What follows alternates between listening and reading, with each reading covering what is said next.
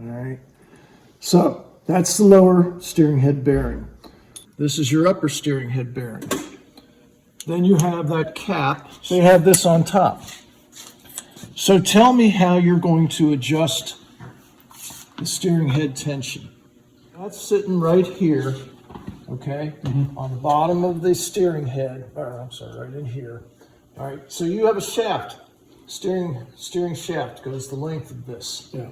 All right, here's your race. The race is in, then this is at the bottom, okay, and the bottom is supported by that fixture there. So there was no way to adjust the slop in the steering head, because if you tighten this down, all you're doing is deforming things. Inside the steering head, there is a flap.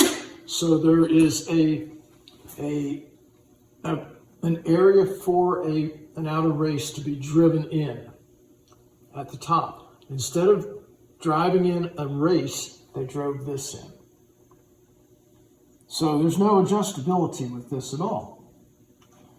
This one, the steering head, this was driven into the bottom of the steering head fixture, and then this sits on the forks right there. There is a shoulder so that this can't be driven into the steering head any further, just like there's a shoulder so that you can't drive this down too far. So yeah, but you still can't adjust it because there's no adjustability to this bearing. So I fought this for many years, and I was about to give up, and Dan and I and Artie were talking one day on the phone, and he said, well, let me do some research. And he called back and he said, what we have to do, he talked to Timken for a long time, what we have to do is we have to get a race and a bearing that don't necessarily live together, but will work internally and have the correct thickness. We put these together. We have to go to one source to get the race and one source to get the bearing. And then we throw those two pieces away, and we end up with this. Then we realized that this wasn't going to allow us enough. This still stands proud. This outer race is a little bit taller than this is. So it stands proud. So to get everything to work, I have to take the lock nut and shave 60 thousandths off of it. You try doing that on your little granite smithy lathe. It's a lot of fun. So, but it's okay. I made a cup for it and everything. So the way these are assembled, there is a riser post that runs in here. It is, so in the top of the rigid fork, there's a hole with a taper like this, all right?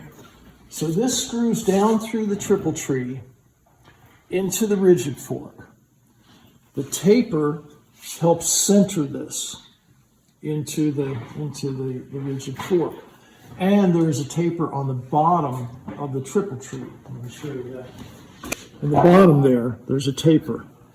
So that index is there. This goes down into the rigid fork, and everything has to sit flush. Well, this is where that nut goes, the skirted nut goes, and this is not cut deep enough to allow us to use that bearing and get that lock nut on. That's why I have to shave 60 thousandths off that lock nut.